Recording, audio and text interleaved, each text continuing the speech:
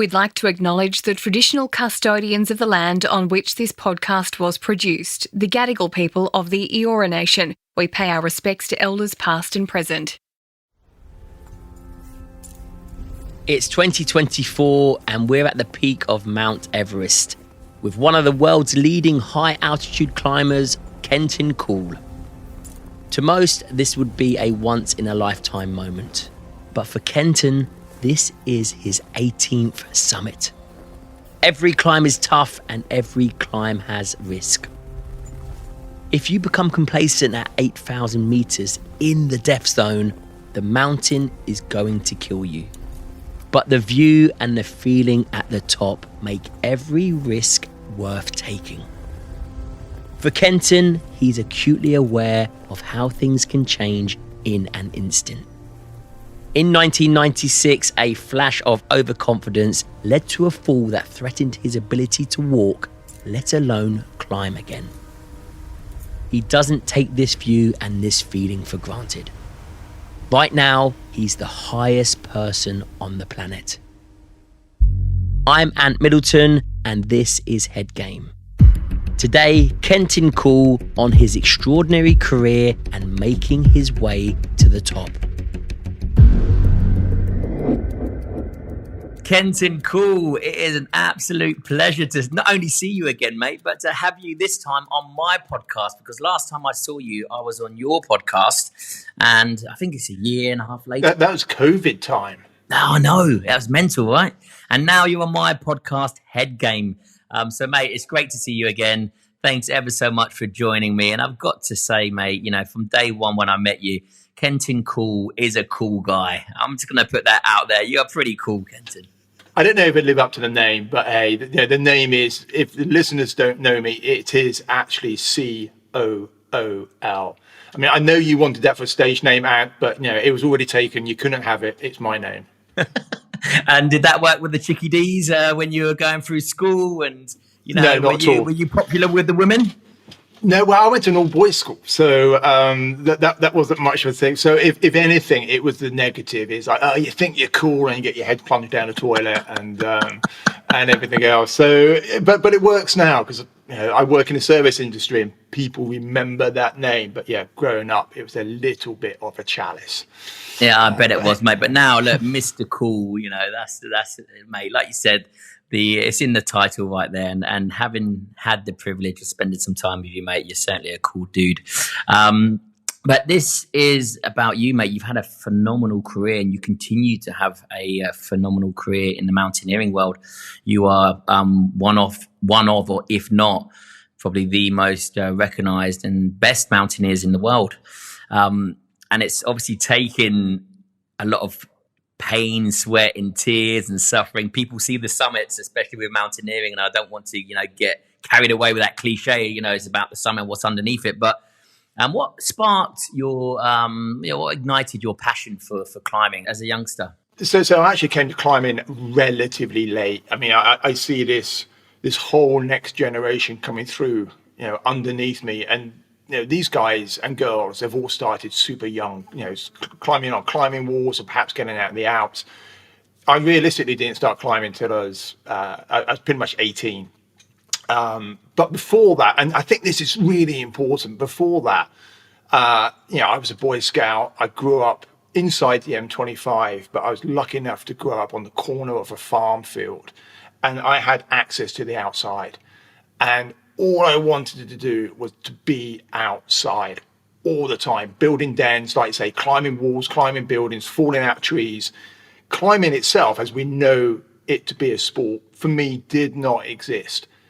But that love of the outdoors, the love of adventure, the love of watching the sunset when I knew I was meant to be back at home having my supper. Mum's going, "Where is he? You know, dinner's burning." The street lights are on. You should be back already. Yeah, exactly. Well, in actual fact, you know, where I grew up, there were no street lights. Oh yeah, of course. So, you know, I grew up inside the M25. For those who don't know London, I mean, it was on kind of the outskirts of London, but we had all these farm fields, and it was just incredible, the access to just getting in the woods.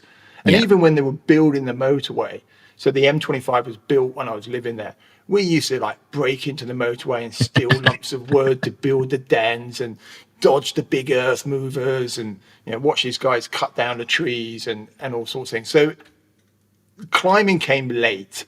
Yep. But the love of adventure and just being outside and maybe bending the rules, that was instilled into me from quite a young age. And, you know, we're sat here today, you know, I'm talking to you, you're in Dubai, I'm in the Cotswolds, we've got a computer, you know, this is my phone. And, Yeah. and you know, and these are dangerous things for the next generation. It's so easy to get sucked into this rather 100%, mate. you know, that upbringing that I had of, well, we just didn't have it, did we? So Well, your parents almost kicked you out as well, didn't they? You know, it was more like just go out and play, you know, stop annoying us, you know, because we had to entertain ourselves back then. We had no technology, we had no TV. Like you said, which I found fascinating, you just said we knew nothing about the climbing world. There wasn't these big expeditions that were going on, or, you know, you'd hear about the fascination of Mount Everest. That's the only mountain you heard back in the day.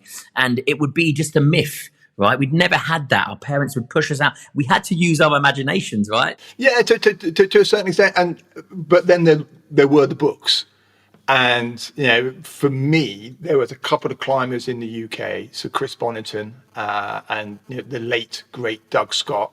They published these coffee table books, you know, the big, you know, A3 types of style books or A4 style books, and I remember getting to Chris Bonington's book, Mountaineer, I think it was called, or maybe Himalayan Climber, one or the other, and just flicking through it. And yes, there was Everest, obviously, which captivates you. We all knew about Everest. We all learnt about Sir Edmund Hillary, Sherpa Tenzing, 1953, you know, news breaking on the Queen's coronation, and you just couldn't make that up, could you? So we kind of knew about that a little bit. But then there's these other mountains like Shangabang or Kanchenjunga and Konga, and just the photography was amazing, but it felt untouchable. It felt like it was way beyond, you know, but certainly my reach. It's like, well, how do you go from kicking a football ball in the backyard to climbing big mountains? It was a complete disconnect. So Kenton, when did that transition come from, you know, you reading a book and ultimately, you know, inspiring to be someone, or inspiring to climb and looking at these mountains outside of Mount Everest, these bigger mountains, but also mountains in the UK? Did you first seek to climb in the UK, then try and go bigger, or what really sparked that thing to go, I'm going to tackle the big mountains? Yeah, no, there was a very logical stepping stone, and you know, interestingly, the commercialism that goes with these big mountains these days, those stepping stones, I kind of hacked. You know, people are bypassing the apprenticeship and going straight to the big mountains. Now, I'm not saying that's right or that's wrong. It's just a very, very different approach. For me, for me, it started with, you know, Andy Fowkes. There was this guy at school. His dad was just an outlier. You know, he was a professional rally driver, Tony Fowkes. He drove for Team Mercedes. He tried the Paris-Dakar unsupported on a motorbike like 3 or 4 times. He would just disappear for weeks on end. And his son was Andy Fowkes, who was in my class at school. I think we might be in the same maths class or something. And they climbed. I mean, they did all sorts of like amazing stuff. And Andy used to go down to the local climbing wall. And remember, back in this would have been the 80s. The climbing walls are not the climbing walls that we know today. They were very few and far between. And I just said to him one day, "Can I come with you?" And he's like, "Yeah, of course you can. Come along." And I just loved it. And yeah, I loved the movement. I loved the physicality of it. I just loved the problem solving. And it very quickly snowballed from there. And then one day he said, "Listen," because he could drive and I couldn't. He said, "Listen, yeah, we'll take my mum's car." And it was a Vauxhall Astra, this pretty pokey little thing. And we shot down to the south coast. We got stopped by the police. We slept in a public toilet overnight, and we went climbing outside for the first time. That you were on an adventure. Yeah, we're on the sea cliff, and the waves are crashing in. I didn't know what I was doing. I got so scared. It's just like climbing up this thing, like throwing stuff over my shoulder. And I remember getting to the top. of my first ever proper rock climb, and there was a metal stake, and I just remember putting my arms around it, and it was as if it was like a newborn baby. It's like, Yeah. oh my God, I'm safe. I'm not gonna die after all. And then the adrenaline hits you, and it's just like, oh my God, that was insane. I want more. I want more. I want more. And it just snowballed, and it went from the south coast to Scotland to the Peak District, and then I finished my A levels. So I finished school, and Andy, his brother Roger, myself, and another good mate Chris, we just went to the European Alps. We did not have a clue. We didn't know what we were doing. We made all the mistakes, but just had the best time ever. Yeah, Wow. and that was it. That was the catalyst. That was like, I love this. I want to do more of this. Yeah, so that was sparked, and that was, like you said, it's addictive, right? You get into it, that adrenaline kicks in, And what I love about what you just said was, I'm alive. Because ultimately, when you say problem solving, you mentioned the word problem solving. You're problem solving to ultimately, in that moment, even though you got safety equipment on, in that moment, you're problem solving with your life, aren't you? You're problem solving to get to the top. You're problem solving to get to the next stage, and ultimately, you're problem solving to keep yourself alive on that rock face. It's 100%. I mean, my first climb was a VS. If American listeners, it's like, I don't know, 5'8" maybe. I mean, it's not hard, but I just didn't know what I was doing. It's steep limestone. And I got about halfway up, and you put these little metal wedges into the rock to protect you, so if you fall off, the rope's clipped. And I get to about just over halfway, and I'm getting tired, and I'm trying to put one of these little metal wedges in. I've got my hand in a crack. Every time I take my hand out, I'm like barn door, I'm about to fall off, and I can't get it in. And I've got to make that decision. I look at the floor, look at the rope, look how much rope's out, look at the top, and just think, and this is we talk about problem solving, decision making. It's like, can I make it to the top without putting any more gear in before I fall off? And if I fall off, and Andy said afterwards, he was like, "Oh mate, what were you doing?" I was like running through. How am I going to tell your mother that you cratered, that you fell off and hit the floor? And but it's that key decision making. I laugh about it now, but you're doing it almost instantaneously without even thinking about it, and that apprenticeship to be able to make those decisions, I think, is critical. And that's where maybe some of the modern generation of sort of peak baggers, those who are just simply looking at climbing these peaks on big commercial trips, they don't go through that apprenticeship. Yeah. And as I said earlier, it's not right, it's not wrong, it's a different aspect of the sport. But that apprenticeship serves you so well in other stuff that you do, be it, you might be sat in a boardroom and you're trying to make a decision on something, or you're talking to somebody and you've got to make a quick snapshot decision yourself. You can't chunk it to somebody else. You can't go to your boss and say, what do you think about it? You've got to make that decision yourself. And for me, I learned that through climbing. Yeah. And that's a critical life skill. Yeah, absolutely. And I make you right there, Kenton, when you say, it's different. It is different. But now going straight to the big mountains and people paying all this money to ultimately relinquish, which they do, personal safety and personal responsibility. They think that when, the shit hits the fan and things go wrong, that your Sherpas, you've paid your Sherpas thousands and you paid the expedition thousands, that they're going to get you out of trouble. And they almost, wipe their hands and go, you get me out of this. I've paid you all this money to do it. And that's not the case, right? Because you get people that go up there and it's quite dangerous to be just wanting to hit those big summits. Like you said, that apprenticeship sort of prepares you for the mountain life. There is a mountain life, and then there's these big expeditions that you go on.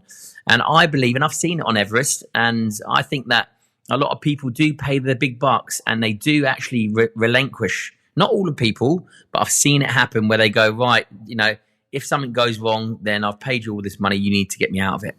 Yeah, I mean, I think you're absolutely right. It's not everybody, but that personal responsibility. I mean, I'm a professional mountain guide. I take people to Everest as well and look after them. And there is I'm essentially being paid to to keep somebody safe. That is the number one part of my job. Keep somebody safe, bring them back through the front door at the end of the expedition. But at the same time, there is a degree of responsibility to the client as well. And it doesn't matter if you climb in Ben Nevis, Scafell, Mont Blanc, or Everest. There's got to be a degree of responsibility or accountability, maybe. Yeah, the guide's going to do, and the Sherpa teams, because the Sherpa teams, as you know, they're epic.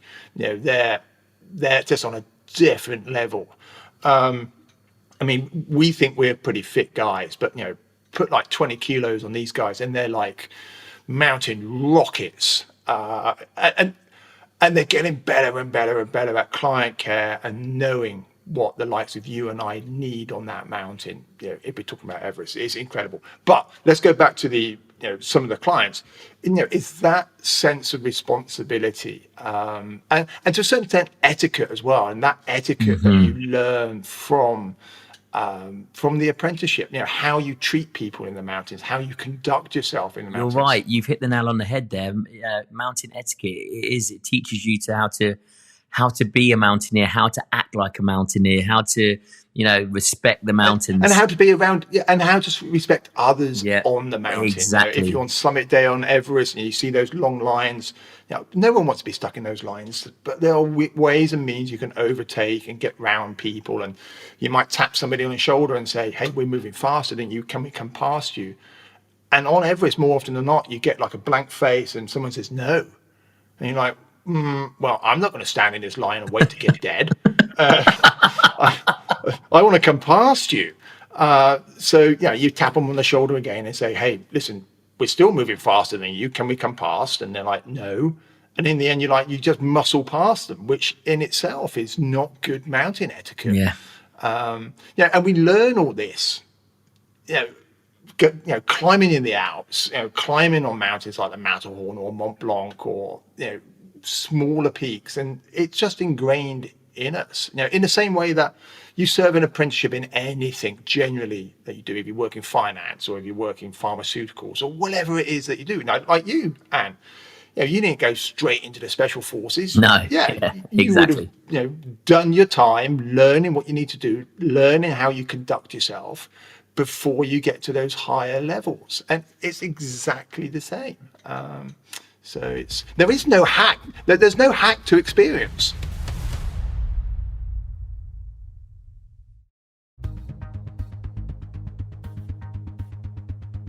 You had a tragic fall back in 1996, right? Where were you and how did it happen? And, what was going through your head at the time? Okay, it's a cliche, but what a great life lesson. So it was a week before I was meant to be going on this epic expedition to Pakistan to climb the Ogre. And I was in North Wales. It was a grey, drizzly day. I didn't really feel the motivation to get out and climb. We were just there to collect some sponsorship kit, and the people that I was with, they were like, hey, let's go into the slate quarries of North Wales. So they're all disused slate mines, and there's quite hard climbing in there. So we sort of go in there, and I reluctantly went along because my ego was getting in my way of my decision making. I'm like, well, okay, if these guys are going, I'm gonna go. If they're gonna climb hard, I'm gonna climb hard. And a mate of mine jumped on a relatively hard route, and so I jump on the one to the left, and I broke a hold off. I wasn't that high. Slate is a very friable rock. That's why we have it on our roofs. It cleaves quite easily. And they're pulling on this hold. I've got no gear in.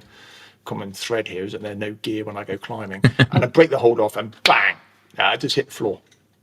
I ended up just over 4 weeks in hospital, 3 operations, 3.5 months in a wheelchair. How high were you?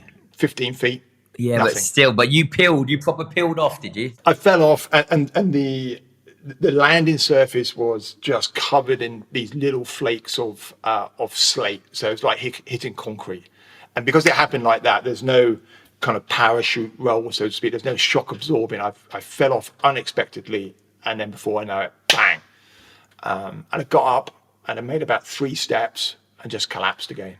I didn't walk for 4 months. Was there time to to panic? Was there time, or did you just, before you know it, you've hit the deck and you're... No, because where I was climbing wasn't actually that hard. I tried to get a little bit of gear in. It didn't fit.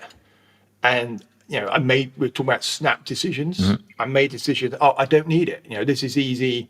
I'll get up to that bit up there. And then because I broke the hold, it was totally unexpected, totally instantaneous. It wasn't like, I can't do this, I can't do this, I can't do this. Watch me and you jump off. It was like, bang. Yeah. Do you remember waking up in hospital or? Well, so I spent a couple of hours at the bottom of the climb while everybody was trying to sort out and get an ambulance in, and and then I got carried down. It was quite heroic from those around me. I get carried down and I get handed over to the paramedics, who then put me into the ambulance. And it was so funny. So my friends carried me all the way down, and it was like down these little steep paths, and I'm howling, and they get me down and hand me over to the paramedics, who immediately smashed my legs into the side of the ambulance. It's like, oh, Jesus Christ. I think they might have done that on purpose, mate, to go, you silly sod. yeah, possibly. And then, I got carted off to Bangor Hospital and spent time there, and then ended up back down near home. So it was a bilateral calcaneum fracture. So the little heel bone that comes out, if you think of your skeleton foot, there's a little bit that comes out of the back, and that's your heel bone right at the back. And I broke I think the right one was in 14 pieces and the left one was in 7 or 8 pieces. So you shattered both? I shattered both of them. And one of the consultants said, you're really unlucky to damage them so badly from such a short fall. But, and this is where we have to focus on the positives in life. He said, but yes, this is by far the worst bilateral calcaneum fracture I've ever seen without blown out knees, hips, and broken back. So just count yourself lucky. Yeah, you're really unlucky that you've hurt yourself so badly from such a little fall, but you're really lucky that you've not got a broken back. And then you've got a choice again. Do you focus on oh man, I'm really unlucky, this is really shit? Or do you focus on the positives? And that's a conscious choice that we have. And I found myself in that pit of kind of negative despair. One of the consultants came in and said, right, I'm going to operate on you tomorrow. And my immediate thought was, when can I climb? And he just laughed and said, you're never climbing again. You're never going to walk without a stick. And that spiraled me into that pit. But then about 10 days later, another consultant, John Handley, he said, I'm going to rebuild your foot to the best of my ability. And what you do after that is down to you and no one else. If you put the time and effort in, you will walk. You will, and he said, I'm not going to say you're going to climb, but it's down to you and how much energy and focus you put into your rehab. And those two different approaches from those two different consultants, that was the tipping point from being in the pit of despair and self, woe is me, to all of a sudden, actually I can do this and I will do this. And I want to do this. And that was really powerful. That was, for me, and I only realized this years later. Yeah, of course. Not at the time. Yeah, not at the time. The penny finally drops, doesn't it? When you do something, you look back and you go, wow, if I hadn't, that's why I ask you in those moments, where your head was at and your mindset, because it's so important for people to realize that we have a choice. I mean, for a while, it was awful. Yeah, we have the choice. And the other really powerful thing is like negative motivation. And by this, I mean, what do you stand to lose? And when that first consultant said to me, you're never going to climb again, I saw my community as I knew it, because I was so involved with climbing. Everything, my girlfriend climbed, all my buddies climbed, my whole cohort were climbers. And I stood to lose my community as I knew it. And that really scared me. And that was a huge motivator, because I didn't want to lose that. I thought, if I lose my community, I've got nothing. And that was one of the big driving forces. That was, I'm going to get on those parallel bars as soon as I can. I'm going to do those extra hydro sessions. I'm going to go to the gym in the hospital and just pump weights, do the pull downs, because there's certain exercises I could do, build my core so that when I could get back on my feet, recovery is going to be that much quicker. This is why I really wanted to touch on this, because it's fascinating, because like you said, we have a choice, we have a mindset as well. You know, do we go down the negative mindset of, you know, being the victim, or do we really, you know, stand up and fight for what we believe in, where we want to be, where we think we should be in life? And yours was on the mountains. Now, what was your first mountain after your injury that you climbed? And do you remember it? And was that a moment where you thought, you know what, I'm back on track now?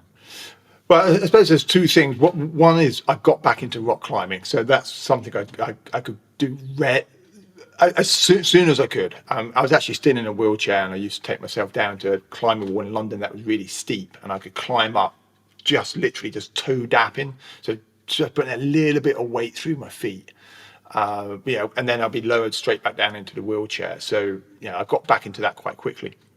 That's hardcore, mate. That is hardcore. But you say that, but I didn't want to lose a community. I just wanted to be around, my friends, my cohort, those people that sort of elevated me. And if you can't go to the climbing wall, if you can't climb, well, your friends would come around and see you, but at the weekends, or on a Wednesday night, they're all down the climbing wall. And that's where I wanted to be. I wanted to be among those people that uplifted me and supported me, as much as I could. So my first proper foray back into the big mountains, it was a dear friend of mine, Alan Powell, had this idea of a new winter line in the Alps. And we went down and we started to climb on Christmas Day. And it was a hard route. It took us, I don't know, 3 or 4 days, I forget now. And the story behind it is all a bit of an epic. But we managed to do it. And that was my first real reintroduction into the mountains. And it kind of proved to myself that, I had to approach things in a slightly different way. I had to give myself more time to do the walk-ins, to get to the bottom. I would always have problems moving away from a belay, so you strap yourself to the mountain and you wait there for what can be hours while your mate goes up and places all the ropes and things like that. And moving away would be hard because my ankles would seize up. So those first movements were very clunky, but you learn to adapt to what you have. And that was, wow, I can do this. And I will do this. And that was the green light. And it just started to snowball from there.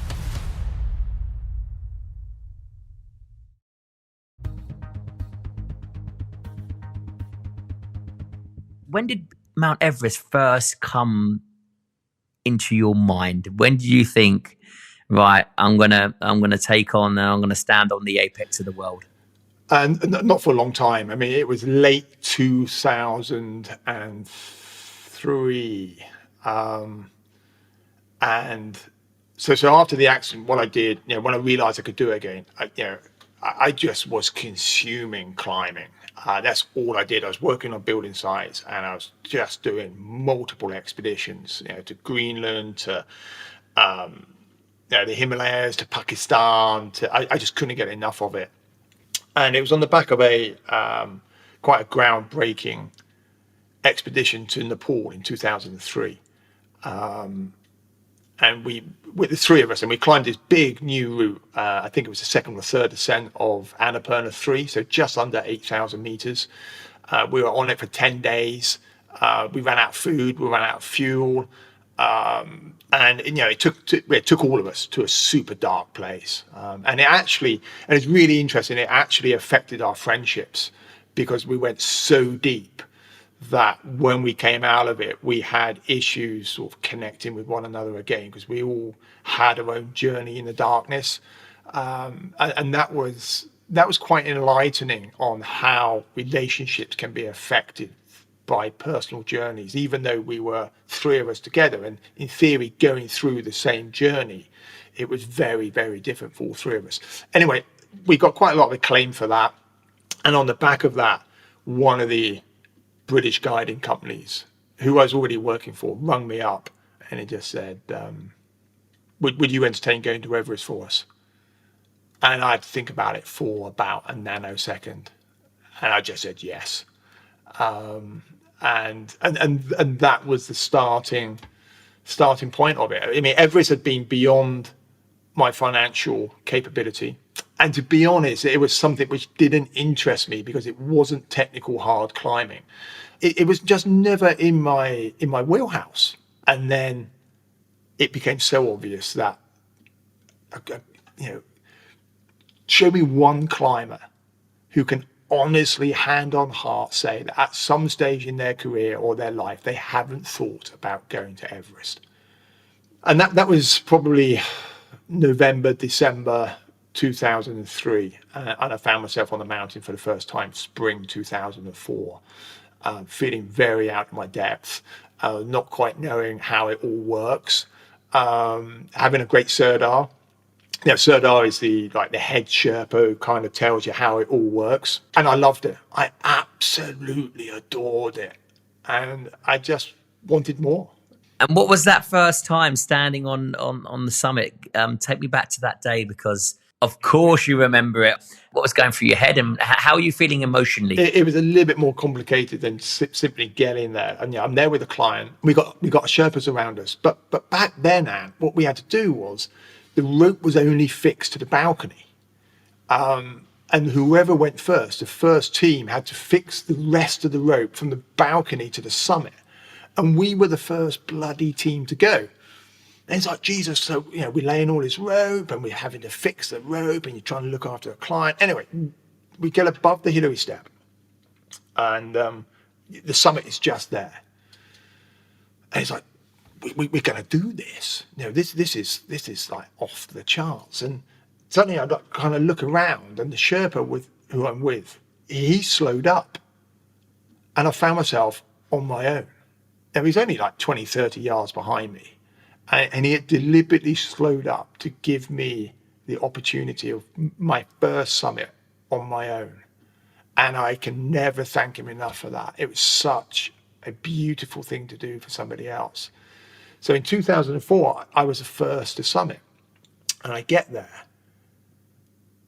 and I just can't believe it. I start looking around, and you've been there, you know what it's like. I mean, people say, explain the view. You can't describe the view. I mean, and it's so crystal clear. The sky is so dark blue. I mean, you're nearly 9,000 meters above sea level. This is where airliners fly. I mean, Jesus, it's just blows my mind.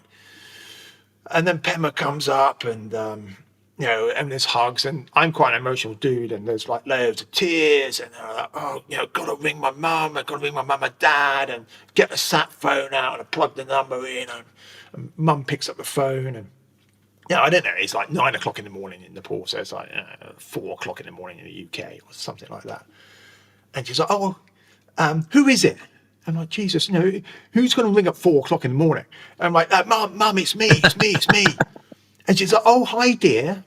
How are you? I'm like, yeah, I'm great. Listen, Mum. And then she goes, how's that chest infection? I'm like, yeah, it's pretty good. I'm feeling better. And she goes, now, where are you? I'm like, Mum, I'm on top of the world. It's amazing. I can see for miles. This is great. And she goes, that's nice, dear. Now, listen, your dad couldn't sleep, so he's gone to walk the dog. Maybe you can call back in about half an hour? And just totally brought back down to earth by your mum. Exactly. And like, I'm like, Mum, I don't think I can. Maybe I can call back from the top camp. And she goes, well, your dad would really appreciate the call. Maybe chat later. Now, keep warm. It's like, bloody hell, I put the phone down. I just thought, that wouldn't happen to like Bear Grylls, would it? I mean, just like, but that didn't detract from it. And I remember sitting there, and I thought, I've got to use this opportunity because I may never be back here. So I've got to soak it in, and I've got to look around and see what mountains are out there that look amazing and I could climb. And I'm looking at this one mountain down there, And when I say down there, it's like properly down there. And I'm looking at it and going, wow, Jesus, that's Amadablam. And I climbed Amadablam back in 2000 or 2001. I thought, wow, that's a beautiful mountain. And I thought, that's 2,000 meters, 2 vertical kilometers underneath me. And when I climbed Amadablam in 2000, people trek to base camp. It dominates. It's this mountain that's like right up there. And then it hit me how high we actually were. 8,848 meters above sea level. Yeah, just unbelievable.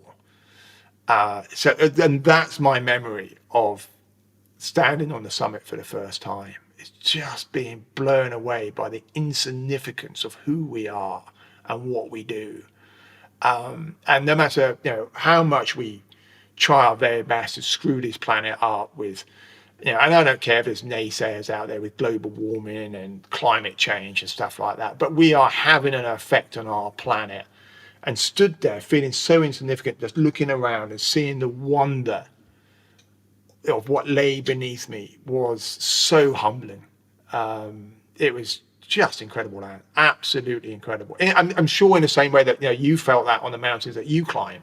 Yeah, I felt that on K2 because it was the reverse of my Everest climb. But the reason why I ask you why you felt what you felt on your first summit of Everest is because it was obviously phenomenal, because it led you to go back 17 more times. You have summited Everest 18 times, Kenton. That's a record. I mean, a lot of people say, "Oh well, that's a record," and it's not really a record when you look at some of the Sherpas. I mean, it's a non-Sherpa record for what that's worth.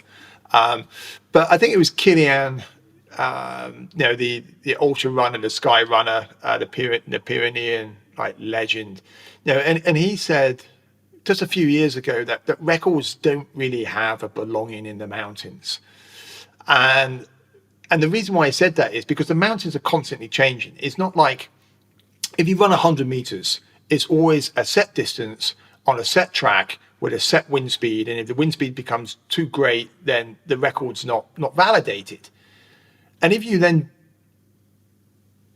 overlay that into the mountains are never the same. It's impossible. So he argues that records in the mountains are meaningless, and I think he's absolutely right. And we see a lot of record chasers these days in the mountains. They want to be the first, sort of Bulgarian on a pogo stick, and that's absolutely groovy for the individual. And if that's what you want to do, more power to you. But that's everywhere, I think, and I've seen it as well. And that's that's the thing that it's evident on the mountains, on the bigger mountains, on the commercial mountains. People want to be the first expedition to get up there, to say that they're the first expedition. People want to be the first ones to fix. People want to be the first ones to be like you said, the Bulgarian pogo sticker who's done the backflip on whatever it may be. It's getting to a stage where, one, I think it's overcrowded in the mountains, but two, it's becoming extremely dangerous for those who actually want to climb, who are there for the right reasons. Yeah, and most, if not all, those records are meaningless. I mean, the only record that really means anything, I think, on the mountain is the first ascent. Who climbed the mountain first? Tenzing and Hillary back in 53, and then potentially the first ascent of a specific route on the mountain, because that's important. Who opened up the new routes? But exactly. Who was the oldest, the youngest, the fastest? That's kind of irrelevant, because I mean, yes, perhaps it's meaningful to the individual, but in the wider context of the sport, it means nothing. Okay, so you're the first Bulgarian on a pogo stick. More power to you, but actually, who cares? Let's talk K2 briefly, because you're touring around the UK soon. But your film's coming out soon, is it not? I'm waiting for it with bated breath. Yes, my documentary's coming out on Channel 7. So just briefly, I mean, I know we're up against it with time, but just briefly, maybe you should explain to the audience about K2, just very, very briefly. What was your experience there? Yeah, for K2, for me, it was a lot more technical. you know, it's a lot more, I think, a lot more dangerous because, as you know, you've got the camps are all aligned. You've got camp 1, camp 2, mainly the rockfall was absolutely lethal on K2. The more people you have on the mountain, the more rockfall there is because of people climbing in front of you. But the trek to get there, I mean, it's just off the charts. I mean, the Pretoria Glacier. I mentioned it in my documentary. Oh. It is the most brutal. I've done it in 3.5 days because, you know, we just bypassed all the, you know, and I tell you what, it was the most brutal base camp trek that I've ever done. You know, talk about, you know, the tracks were being swept away by the glacier water. You know, that when the sun was shining, we were going, oh no, because we knew we were in for a hard day, so we'd leave nice and early. But isn't it sensational? I mean, it's such a raw, dynamic part of the world. I mean, Pakistan. It's almost untouched as well. You know, during a base camp trek, there was nothing, you know, we were just, you'll see through the document, we were just by ourselves, just myself and one Sherpa, and that was it. You know, no one to be seen. It was phenomenal. It's absolutely off the chart. And then the climb itself, what I loved about the climb is it was so outside of my technical, I really had to think about it because, you know, you're hitting the pyramid, you're hitting the chimney. You've got the bottleneck where you're digging in, and you know, and I was frantically digging in like a nutter. But what a climb, mate! I really, really enjoyed it. It tested me beyond, and it made me realize how untechnical I was. You know, I thought that I went through mountain trials. I sort of done my apprenticeship. You know, I climbed mountains when I was young, Snowdon, etc. Ben Nevis, all through the military. I was mountain troop. Done Aconcagua, done Elbrus, done Matterhorn. You know, I thought, you know, a smaller apprenticeship. But it didn't really, you know. Then obviously Everest and K2, but K2, you know, I wish I would have done a bit more because I could have enjoyed it a lot more. I loved my trip there. I went there in 21 and I just adored it because there weren't that many people there. Were coming out of COVID. There's only about 3 teams on the mountain, and it was everything I ever hoped for was that expedition. It was just beautiful, absolutely beautiful. Listen, thank you ever so much, mate. Phenomenal individual. Like I said, I've had the privilege of spending time with you and being with you, mate. And you're certainly the Mr. Cool that is in your surname. But listen, mate, thank you so much, and I'll see you soon. No, it's a pleasure, man. My guest today was Kenton Cool. To find out more about Kenton, head to kentoncool.com and make sure you check out his podcast, Cool Conversations. Thanks for listening to this episode of Head Game. If you enjoyed it, share it with a friend. I'm Matt Middleton. I'll see you again next time.